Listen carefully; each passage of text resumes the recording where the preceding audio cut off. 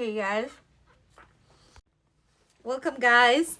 My name's Kathy. I'm an anxiety and healing coach. I'm here to help you with your mental health, with healing, with self-development, anything you need to grow. If you like this video, give it a thumbs up and subscribe to my channel to get more videos like these. And I'm going to keep this under 10 minutes so you don't get bored but get a lot of value from it. Why do you want to change? What is your why? Why do you want to change your life? Until you have a strong why, what it is that has been holding you back from your dream life, you're not going to move forward. So you have to have a strong why. So the first thing you need to do is stop living in the past. Living in the past is holding you from your future. The past no longer exists. It's all in your head. The problem is you think you have all this time. You don't. You have to be very specific in where your time goes, what you do with your time. Because if you're constantly thinking about what happened in the past, how it happened, how it's holding me back, how it affected me today, you don't have time to focus on your goals right now. Forgive yourself for the past, whether it was being in the wrong relationship, letting go of that job, whatever it is, forgive yourself. We're all imperfect. How are you supposed to learn from your mistakes if you are perfect? Whatever happened in the past, let that stay there. Let it go. Forgive yourself. It wasn't your fault, or even if it was your fault, you were a different version of yourself. This is a new version of you showing up. You are in power of how you treat yourself. All that matters is what you think of yourself today, not what she thinks, what he thinks, what you think.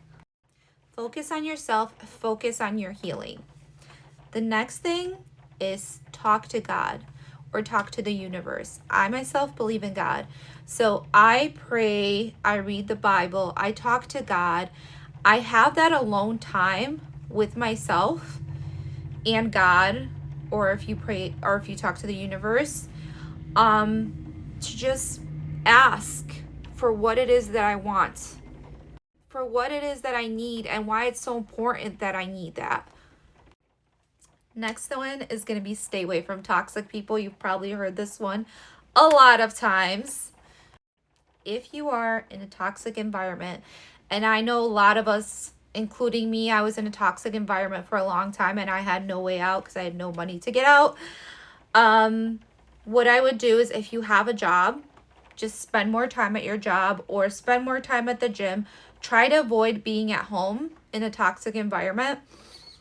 Start to plan for you leaving, whether it's working overtime and saving that down payment or money to go move in with a roommate, whatever it is, to get out of the toxic relationship or the toxic household. Start making a plan. Start putting away money so you know you have an exit strategy. The most important is do not give your energy to those toxic people. They are going to try to they're going to try to get under your skin, and they're going to try to take your energy, and they're going to try to make you feel bad because they are toxic and they want you to feel toxic with them. Don't let them get under your skin. Try to avoid them. Like I said, don't be there, and also plan an exit strategy. Seek knowledge. How are we going to change? We change through growth, and we grow through learning. Every person has to grow. If we don't grow, that's when the depression sneaks in. That's when the anxiety sneaks in, because we're stuck in the same place. Humans are meant to grow. So whether it's listening to this YouTube channel, whether it's reading self-help books, whether it's listening to podcasts, whether it's going to networking events with like-minded people or people you want to work with, you need to be surrounded by people that are going to help you grow and that are just going to help you heal, and that are just going to help you become a better version of yourself. The truth is, no one's coming to save you. No one cares. You have to have that tunnel vision, like that tunnel vision on your goals, on your change. Don't let anything sidetrack you. Be grateful for what you have right now. and also be ready to receive more. Self-care. Self-care is so important. A lot of us, when we are depressed, when we are down, when we are anxious, we neglect ourselves. We neglect the way we look. We neglect the way we feel. So do your skincare routine. Go see a therapist if you need to have someone to talk to your problems about. Dress up. Dress up for yourself. Take your vitamins. You're tired because you're not taking your vitamins. Develop a routine. What's going to be your morning routine? What's going to be your nighttime routine? Get a planner. Plan out every single hour of your day. I promise you, if you plan out every single hour of your day, you're never going to have a day where you're like, oh my gosh, I wasted the whole day. I didn't do anything. I suck. I hate myself. You're never going to have a day like that. Forgive others. Forgive others for yourself.